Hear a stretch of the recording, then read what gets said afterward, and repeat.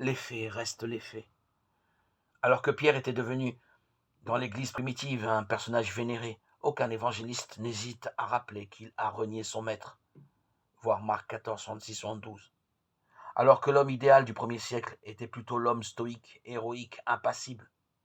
Les trois premiers évangélistes montrent Jésus angoissé devant la mort, avant d'accepter la volonté de Dieu. Marc 14, 33, 36. Ceci a été écrit pour que vous croyiez, Jean 20, 31. Les évangélistes partent donc de ce qui s'est passé réellement dans les années 27-30 au pays des Juifs, mais ils ont sur Jésus le regard du croyant. Marc débute ainsi. Commencement de l'évangile de Jésus-Christ, Fils de Dieu, Marc 1, 1.